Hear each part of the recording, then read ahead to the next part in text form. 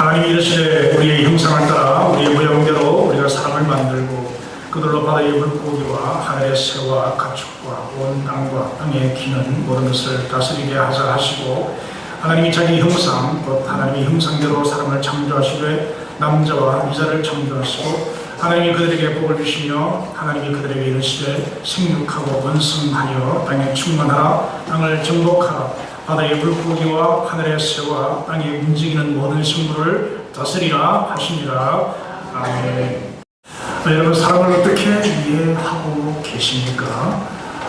소위 인간론 그렇게 들으시는데요, 사람을 어떻게 이해하느냐는 것은 참 중요합니다. 왜냐하면 내가 나를 어떻게 보느냐가 결정되어지고, 내가 다른 사람을 어떻게 보고 어떻게 대하느냐가 결정되어야 되는 것이죠. 여러분, 사람을 어떻게 이해하십니까? 그리스 로마 신화에 나온 이야기인데요, 연극대회가 열렸습니다. 출연자는 신, 그리고 짐승, 그리고 인간 이렇게 출연을 했습니다. 먼저 짐승이 나와서 연기를 합니다. 원숭이는 온갖 가정체rum을 다 부리고, 새들은 멋진 날개짓으로 기교를 부렸습니다. 사자와 호랑이는 엄청난 소리로 순식간에 회중을 공포 분위기로 만들었습니다. 그 다음은 신들이 나와서 연기를 합니다. 신들 역시 신답게 다른 출연자들이 음도 낼 수 없는 놀랍고 신비로운 장면을 연출하게 됩니다. 마지막에 사람이 출연을 했습니다. 결론부터 말하면 사람이 최고였습니다. 왜냐하면 사람은 온갖 변신이 가능했기 때문입니다. 짐승처럼 사납고 그렇게 행동하다가도 또 순식간에 신처럼 고상하게 행동하기도 했습니다. 짐승처럼 탐욕스럽게 행동하다가도 신처럼 아주 자비롭게 행동하기도 했습니다. 또 낮아지기도 하고 또 높아지기도 하고 온갖 변신이 가능한 그런 연기를 아주 다양하게 하였습니다. 당연히 1등은 사람이 차지했다는 그런 이야기입니다. 이 이야기가 뭘 말하고 있습니까? 뭘 말하려고 제가 이 이야기를 여러분에게 들려드립니까? 사람의 이중성입니다. 사람 속에 신적인 면도 있고 또 짐승 같은 그런 면이 함께 공존한다는 이야기입니다. 사람 속에 난폭함이 있고 또 공손함도 있습니다. 탐심이 있고 또 자비가 있습니다. 비열함과 정의로움도 함께 있지 않습니까? 정의와 사랑, 이와 같은 것들이 이율배반적으로 본성 가운데 들어있다 하는 그런 이야기입니다. 16세기 사람인데요, 아키아벨리라는 사람이 군전원이라는 책을 썼죠. 그 군전원에 이런 이야기를 했습니다. 한번 들어보십시오. 싸움에는 두 가지 방법이 있다는 것입니다. 싸움에 두 가지 방법이 있습니다. 하나는 법에 의지하는 것이고요, 또 하나는 힘에 의지하는 것입니다. 첫째 방법, 법에 의지하는 것은 인간에게 해당하는, 인간에게 합당한 것이고요. 둘째 방법, 힘에 의지하는 것은 짐승에게 합당한 그런 것이라는 거죠. 그러나 이 전자, 이 법에 의지하는 그 인간에게 합당한 것으로는 사람을 다스리기에 불충분하는 것입니다. 그래서 후자, 다시 말하면 힘에 의지하는, 힘을 가지고 다스리는 이런 일을 함께 해야 한다, 이렇게 말합니다. 따라서 군주는 오로지 인간의 방법과 짐승의 방법을 모두 이용할 줄 알아야 한다라고 마키아벨리가 그의 책에서 기록을 하고 있습니다. 무슨 말입니까? 사람을 인간으로 대하는 것만으로는 부족하다, 충분하지 않다는 것입니다. 그래서 때로 짐승처럼 다룰 줄도 알아야 한다는 거죠. 인간 속에 짐승 같은 그런 동물적인 본능들이 도사리고 있기 때문이라 하는 그런 주장입니다. 어쩌면 공감이 되죠. 사람 속에 사악한 욕망들이 사람을 짐승처럼 그렇게 변하게 할 수도 있지 않습니까? 내가 잘 먹고 잘 살기 위해서 다른 사람에게 피해를 주면서까지 자기 이익만 챙기는 그런 인간들이 얼마나 많습니까?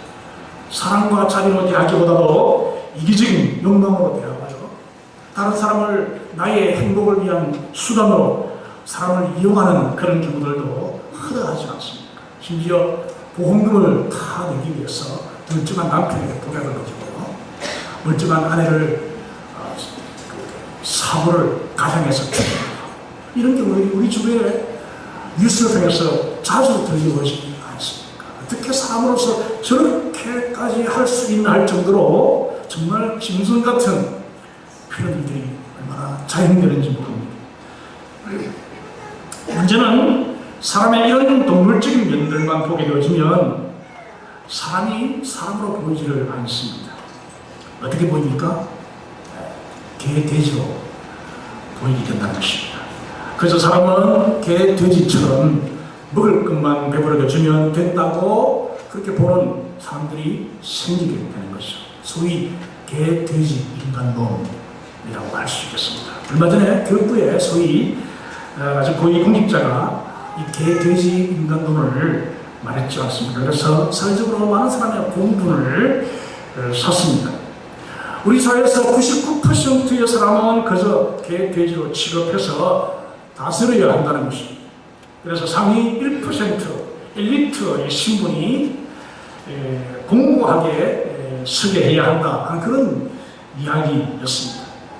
물론 그는 파면이 되었습니다만 근본 문제는 거기서 끝나지가 않습니다. 우리 사회가 가진 이 사람에 대한 이해, 인간 이해가 얼마나 심각하게 병들어 있는지를 단적으로 보여주는 그런 예가 아니겠습니까?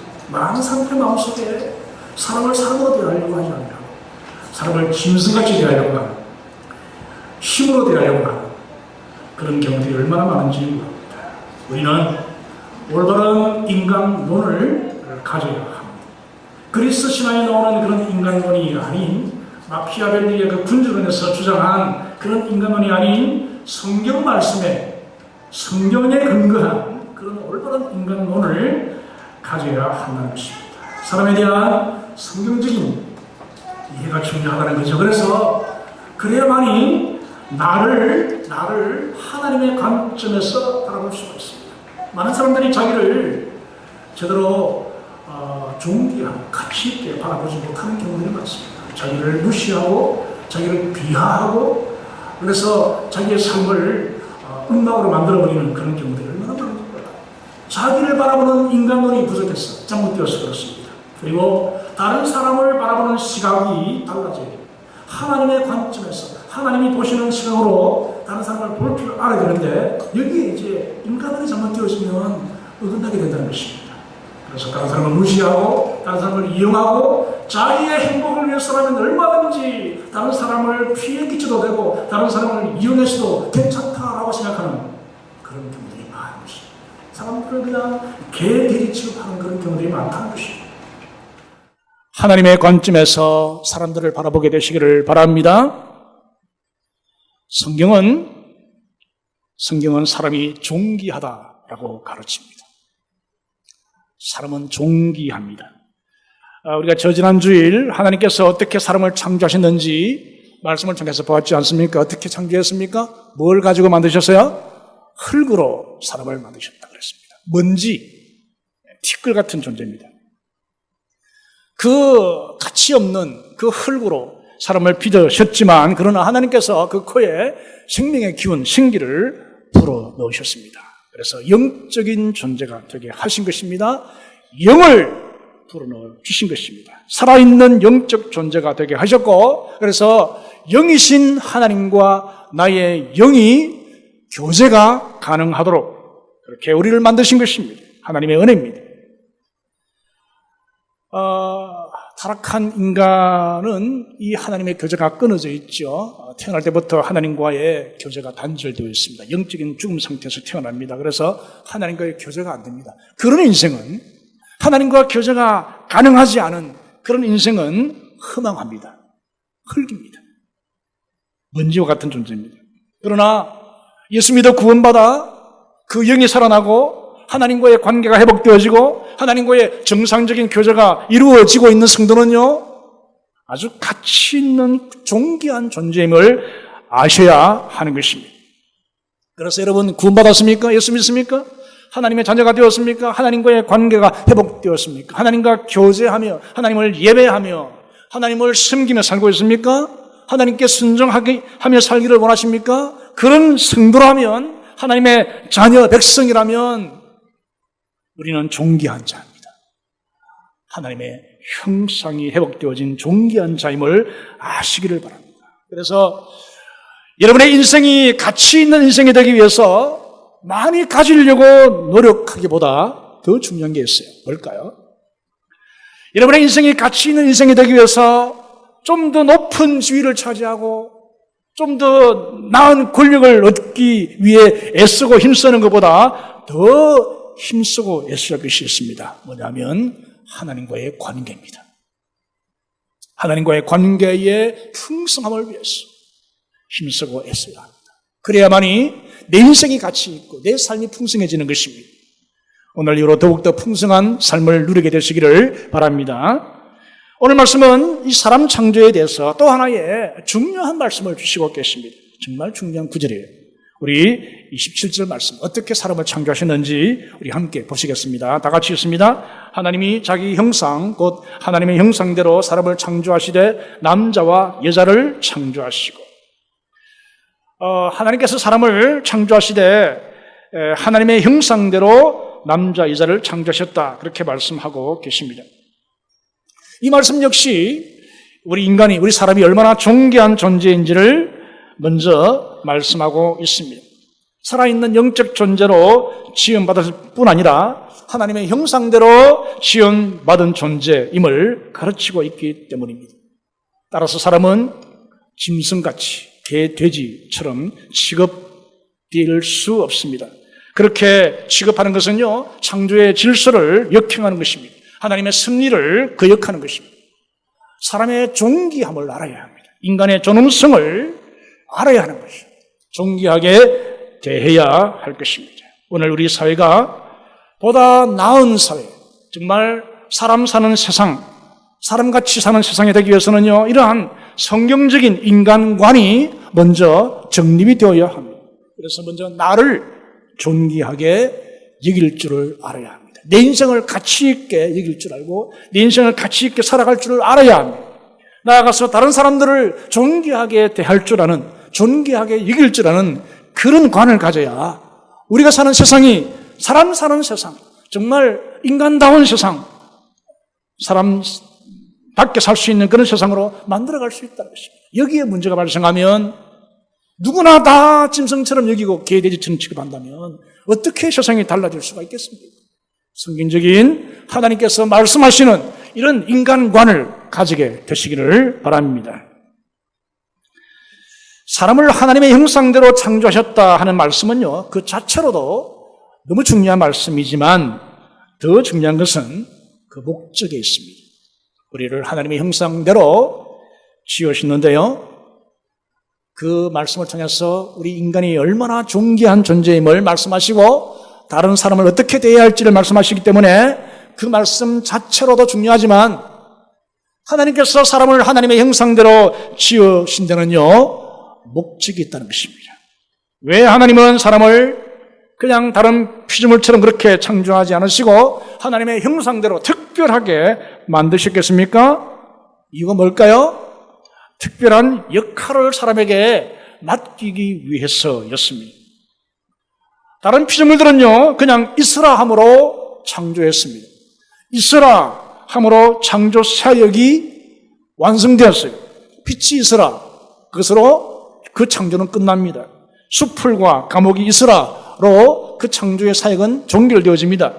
짐승과 가축은 종류대로 내라 하니 그대로 있었습니다. 그것으로 만족입니다. 보시기에 좋았습니다. 그러나 사람은 만드시고 있게 하시는 것으로 창조가 끝나지를 않았어요. 그렇게 끝내지를 않으셨습니다. 그것이 사람을 만드신 목적이 아니기 때문이죠. 그냥 있는 것, 피조 세계에 사람이 존재하는 것, 그것만으로 사람을 창조하신 목적이 다가 아니기 때문이죠. 목적이 무엇이겠습니까? 26절을 보세요. 오늘 말씀 26절을 다 함께 읽습니다. 하나님이 이르시되 우리의 형상을 따라 우리의 모양대로 우리가 사람을 만들고 그들로 바다의 물고기와 하늘의 새와 가축과 온 땅과 땅에 기는 모든 것을 다스리게 하자 하시고, 하나님께서 사람을 하나님의 형상대로 만드신 목적이 뭐죠? 뭘 위해서입니까? 바다의 물고기와 하늘의 새와 가축과 온 땅과 땅에 기는 모든 것을 어떻게 하자? 다스리게 하자. 이것이 목적입니다. 이 목적을 위해서 사람을 그냥 있으라 하지 아니하시고요, 하나님의 형상대로 지으셨다는 것입니다. 이 다스림의 역할을 사람에게 부여해 주시기 위해서 하나님의 형상대로 지으신 것입니다. 28절도 보시겠습니까? 28절 다 같이 함께 했습니다. 하나님이 그들에게 복을 주시며 하나님이 그들에게 이르시되 생육하고 번성하여 땅에 충만하라. 땅을 정복하라. 바다의 물고기와 하늘의 새와 땅에 움직이는 모든 생물을 다스리라 하시니라. 모든 생물을 어떻게 하라고요? 다스리라 하시니라. 이것이 인간 창조의 목적입니다. 사람은 이 땅에 존재하는 것만으로 부족합니다. 먹고 살기만 하면 되는 그런 비루한 존재가 아니다는 거죠. 등 따시고 배부르면 되는 그런 단세포적인 존재가 우리 사람이 아닙니다. 다른 피조물에게는 주어지지 않은 독특한 역할을 우리 사람은 부여받았어요. 그게 뭘까요? 뭡니까? 땅의 모든 것을 다스리라, 정복하라, 다스리라, 이것입니다. 우리 사람은 자기 배부른 것으로 만족하는 개돼지 같은 존재가 아닙니다. 우리 사람은 하나님께서 뚜렷한 분명한 목적을 가지고 하나님의 형상대로 창조하셨어요. 뭘까요? 이 피조 세계를 품고 다스리라 하는 것입니다. 하나님의 주권, 하나님의 왕권으로 정복해야 할 역할을 우리 사람이 부여받았다는 것입니다. 따라서 사람은요, 내가 지금 살아있는 것으로 만족해서는 안 됩니다. 건강하게 살아가는 것으로만 만족할 수 없어요. 이 정도 벌었으면 먹고 살 수 있을 정도가 되었지 뭐 하면서 그냥 주저앉아 있는 그런 사람은요, 사람이라고 할 수 없어요. 짐승 수준입니다. 자기 생명 연연해하는 거, 그건 짐승이지 않습니까? 먹고 사는 것에 급급해서 이 땅에 살아있는 것으로 만족하는 그건 짐승이지 않습니까? 여러분, 사람은 그렇지 않습니다. 사람은 세상을 품고 이웃을 품어야 하는 것이죠. 세상을 사랑하고 돌보아야 할 책임이 있는 자인 것입니다. 하나님이 의도하신 역할이 있다는 것입니다. 왜 우리를 특별하게, 왜 우리를 하나님의 형상대로 지으셨을까요? 세상을 다스리라 하는 역할을 우리에게 맡기시기 위함이었습니다. 세상의 모든 것을 다스리라 말씀하십니다. 세상의 모든 것을 다스리라. 우리는 믿고 고백하죠. 뭘 고백합니까? 온 세상을 다스리시는 유일한 통치자는 누굽니까? 한 분 하나님이십니다.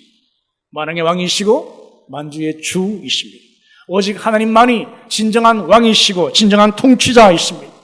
이것은 성경이 일관되게 가르치는 최고의 진리입니다. 하나님만이 왕이십니다. 하나님만이 주권자이십니다. 하나님만이 통치자이십니다. 그런데 성경은 또 하나의 진리를 우리에게 말씀하십니다. 왕이신 하나님께서 천지를 창조하실 때부터 그 왕권을 홀로 행사하지 않으시고 사람에게 그 역할을 위임하기로 작정하셨다 하는 사실입니다. 한낱 피조물에 불과한 우리 사람에게 세상을 다스리는 권한을 위임하셨다는 말씀이죠. 다시 말하면 사람을 세상을 다스리시는 하나님의 대리 통치자로 세우셨다 하는 말씀입니다. 우리가 누구라고요? 세상을 다스리는 하나님의 대리 통치자인 것입니다. 하나님이 왕이시고 하나님께서 온 세상 만물을 다스리십니다만은 그 다스리시는 역할을 우리에게 위임하신 것입니다. 사람을 하나님의 형상대로 지으셔서 사람에게 그 일을, 그 역할을 위임하신 것입니다. 그래서 대리 통치를 하게 하시는 것입니다. 그래서 우리는 다른 피조물들처럼 그냥 있기만 하면 안 되는 거죠. 살아있는 것으로 건강하게 내 삶을 그냥 유지하는 것으로 세상을 살면 안 된다는 것입니다. 피조물로 내가 이 땅에 존재하는 것이 사람 창조의 목적이 아니라는 것입니다. 하나님의 왕권을 가지고 땅을 정복하고 만물을 다스려야 한다는 것입니다. 따라서 사람은요, 하나님 앞에서는 피조물이지만 다른 피조물들 앞에서는 하나님과 같은 그런 존재가 되는 것입니다. 사람이 얼마나 대단한 존재인지 아시겠습니까? 비록 우리는 흙으로 지음받았지만 하나님께서 우리를 영적인 존재로 만드셨고요, 우리를 하나님의 형상으로 만드셔서 세상을 다스리게 하시려는 하나님의 뜻을 이루고자 하시는 것입니다. 우리는 그저 시시한 피조물이 아닙니다. 자기 혼자 배부르고 만족하면 되는 그런 존재가 아닙니다. 모든 피조 세계를 하나님의 사랑과 권세로 품고 돌보고 다스려야 할 책임을 부여받은 너무나 존귀한 존재가 우리 사람인 줄 여러분 아시기를 바랍니다. 하나님을 대신하여 만물을 다스리고 책임져야 하는 위대한 존재로 지음받았다는 사실을 우리 모두 아시기를 바랍니다. 그렇습니다. 이것이 최초부터 디자인하신 하나님의 창조의 질서입니다.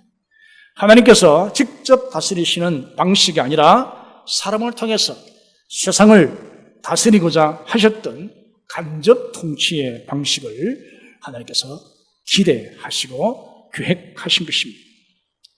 이러한 통치를 위해서 하나님은 사람을 특별하게 만드신 것입니다. 하나님과의 교제가 가능한 영적인 존재로 만드셨고요. 또 한 가지 중요한 것이 뭐죠? 하나님의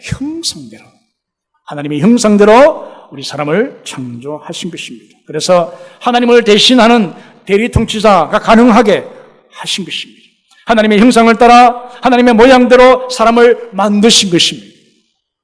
그렇다면 하나님의 형상이란 무엇을 의미하겠습니까? 하나님의 형상, 하나님의 모양대로 우리 사람을 창조하셨다 하셨는데 무슨 의미겠습니까? 먼저 이 모양과 형상과 모양은요, 같은 의미의 다른 표현입니다. 유대인들의 독특한 표현 방식인데요, 그 내용을 강조하기 위해서 같은 의미의 다른 표현을 연이어서 반복해서 쓰는 것입니다. 하나님의 형상, 무슨 의미겠습니까?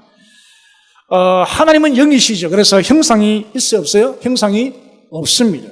하나님은 회전하는 그림자도 없으신 분이십니다. 그래서 그 어떤 것으로도 하나님을 형상화하지 못하도록 십계명에 금지하고 있지 않습니까? 하나님은 형상이 없으신 분이십니다. 그런데 왜 오늘 말씀에는 하나님의 형상대로라는 표현을 쓰셨겠습니까? 여기서 말하는 하나님의 형상이 뭘 의미하는 것이겠습니까? 쉽게 말하면 하나님을 닮도록 우리를 지으셨다 하는 그런 말씀입니다. 하나님과의 소통이 가능하도록 하나님의 대리통치자로서의 역할을 감당할 수 있도록 하나님만이 가지고 계시는 그 많은 것들을 우리 사람에게 주셨다 하는 것입니다. 그것이 하나님의 형상입니다. 대표적으로 보시면 에베소서 4장 24절에 이렇게 말씀하죠. 하나님의 형상의 대표적인 그 두 가지가 여기에 나와 있습니다. 자, 읽어보겠습니다. 하나님을 따라 의와 진리의 거룩함으로 지으심을 받은 새 사람을 입으라. 구원받은 성도가 이제 새 사람 입게 되는데요, 그렇게 해서 하나님의 형상이 회복되어지는데 그 회복되어지는 형상이 두 가지가 나와 있어요. 하나님을 따라 의와 진리의 거룩함으로 지으심을 받은 새 사람. 하나님의 의, 하나님의 거룩입니다. 의와 거룩, 이 두 가지가 하나님의 형상의 대표적입니다. 그 외에도 많은 형상들이 있어요. 예를 들면 우리가 사랑할 수 있게 되는 것, 이 뭐죠?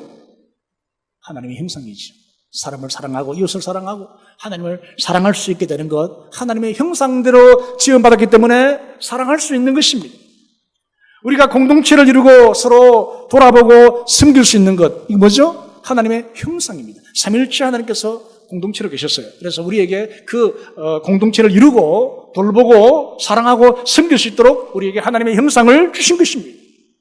우리가 선을 행하려고 하고 또 어렵고 힘든 사람들을 보면 도와주려고 하고 또 측은한 마음이 생기고 의와 거룩을 추구하려고 하는 것, 이 모든 건 뭐냐면 하나님의 형상대로 지음받았기 때문입니다. 그래서 우리 안에 있는 인간다움, 사람다움 있지 않습니까? 정말 사람으로서의 고상한 그런 면들, 이것이 바로 하나님의 형상들이다 하는 것입니다. 문제는 이 하나님의 형상이 아담이 범죄하고 타락함으로 잃어버리게 되었다는 사실입니다. 거의 잃어버렸습니다. 그리고 남아있는 것들은 희미해졌고요, 변질되어졌습니다. 그래서 많은 사람들이 짐승처럼 살아가는 것입니다. 사랑도 변질되어졌지 않습니까? 뭐 이렇게 다른 사람을 돕는다면서도 자기 이름을 내려고 그러고 아주 이기적인 욕망 가운데 모든 일을 행하려고 하는 이런 아주 짐승적인 그런 인간들로 변질되어진 것입니다. 그래서 자기 혼자 배부르면 만족하다 그렇게 여깁니다. 자기 배부르기 위해서 다른 사람을 속이고 덩치먹고 강도짓하고 그렇게 하지 않습니다. 이게 이제 하나님의 형상을 잃어버린 모습들이에요. 남아있는 형상까지도 변질되어진 모습들이죠. 그러나 하나님은요, 모든 인생들이 그렇게 짐승처럼 단세포처럼 그렇게 살아가는 것 기뻐하지 않으셨습니다. 그래서 하나님의 독생자를 보내셨죠. 우리의 모든 죄와 허물을 다 담당하게 하시고 십자가 위에 달려 피 흘려 죽게 하십니다. 그래서 우리의 모든 죄를 용서하셨고요. 그를 믿는 모든 사람들에게 하나님의 형상이 회복되게 하셨던 것입니다. 그래서 예수 믿어 구원받은 성도는 이제 하나님의 형상을 회복한 성도임을 믿으시기를 바랍니다. 정도의 차이는 있습니다. 다 다릅니다. 하나님과의 관계에 따라서 하나님과의 관계가 얼마나 친밀하며 얼마나 긴밀하게 교제하느냐에 따라서 또 우리의 신앙생활, 우리의 경건생활의 깊이에 따라서 하나님의 형상의 회복의 정도는 다 다릅니다. 그러나 분명한 사실은 예수 그리스도를 구주로 믿는 성도는 잃어버렸고 변질되어졌던 하나님의 형상을 회복하기 시작했다는 사실입니다. 믿습니까? 회복했습니다. 회복되고 있습니다. 그래서 할 수 있으면 빠르게 온전히 이 하나님의 형상을 우리 안에서 회복되기 위해서 노력해야 할 필요가 있는 것입니다. 여러분, 예수 믿고 구원받았습니까? 여러분은 이제 하나님의 형상입니다. 그래서 우리는 존귀한 존재입니다. 예수 믿고 구원받아 하나님의 형상을 회복했고 회복하는 중에 있기 때문에 우리는 존귀한 존재입니다. 그래서 또 다른 사람들을 대할 때도 하나님의 형상으로 대해야 하고 대할 수 있다는 것입니다. 다른 피조물과 비교할 수 없는 너무나 엄청난 가치를 가진 그런 존재임을 아시기를 바랍니다. 여러분, 중요한 것이 뭐라 그랬습니까? 왜 우리를 하나님의 형상대로 지으셨냐 하는 것입니다. 뭘 위해서입니까? 어떤 목적입니까? 역할을 맡기기 위해서입니다. 어떤 역할이죠? 하나님의 대리 통치자의 역할입니다. 하나님을 대신하여 세상을 다스리는 그런 역할을 우리에게 맡기시기 위해서 우리를 하나님의 형상으로 지으시고 그 형상을 예수 믿어 구원받게 하심으로 회복되게 하시는 것입니다. 따라서 우리 성도는요, 이 땅에서의 삶을 하루하루 그냥 살아서는 안 됩니다. 그냥 연명하듯이 살아가서는 안 됩니다. 그냥 내 건강 유지하고 먹고 사는 것으로 만족하면 안 됩니다. 하나님을 대신하여 세상을 다스리고 세상을 정복하는 그런 삶을 살려고 노력해야 합니다. 오해하지 마십시오. 이 말씀은 인간의 타락한 욕망을 가지고 세상을 정복하라 하는 그런 말씀이 아닙니다. 많은 사람들이요, 인간의 타락한 욕망을 따라서 세상을 정복하려고 합니다. 인간의 타락한 욕망을 위해서 자연을 훼손하고 짐승들을 마구잡이로 잡아 죽이고 전쟁을 일으키고 테러를 감행하고 땅을 차지하라 하는 그런 말씀이 아니에요. 그런 정복, 그런 다스림이 아니다 하는 것입니다. 하나님의 뜻을 따라 세상을 다스리라 하는 그런 말씀입니다. 복음을 전하여 사람들을 그리스도께로 인도하고 그리스도의 통치에 굴복하도록 해야 합니다. 그래야만이 하나님의 나라, 하나님의 다스리시는 통치의 영역이 넓혀지게 되어집니다. 타락으로 저주받은 이 창조세계, 그리고 이 잘못되어진 이 질서들을 하나님의 뜻을 따라 회복시키고 그 질서를 바르게 세워가라 하는 그런 말씀이죠. 얼마나 어지럽습니까? 얼마나 혼탁합니까? 얼마나 무질서한 세상입니까? 이 세상을 바르게 세워가야 할 하나님의 뜻을 따라 이 하나님의 창조 질서를 세워가야 할 책임을 우리에게 맡기신 것입니다. 하나님께서 계획하시는, 그리스도께서 왕으로 통치하시는, 주님이 왕으로 통치하시는 하나님의 나라를 만들어 가라는 그런 하나님의 말씀인 것입니다. 여러분 자신부터 시작하시기를 바랍니다. 마음부터 다스리셔야 됩니다. 여러분의 삶의 영역을 다스려 가셔야 됩니다. 어떻게 해요? 하나님의 뜻을 따라 다스리셔야 됩니다. 내 욕망을 따라 사는 것이 아니라 내 마음부터, 내 삶의 영역부터 하나님께서 다스리시는 하나님의 나라가 이루어지도록, 하나님의 질서가 세워지도록 내 삶의 현장부터 다스려 가야 합니다. 여러분 가정부터 시작하십시오. 여러분의 가정이 하나님의 통치가 이루어지고 있습니까? 여러분의 가정에 하나님의 질서가 세워지고 있습니까? 우리 교회는 어떠하십니까? 우리의 이웃들은 어떠하십니까? 이 나라 이 민족, 우리가 사랑하는 이 백성들은 어떠합니까? 하나님의 나라가 이루어지고 하나님의 질서가 세워지고 있습니까?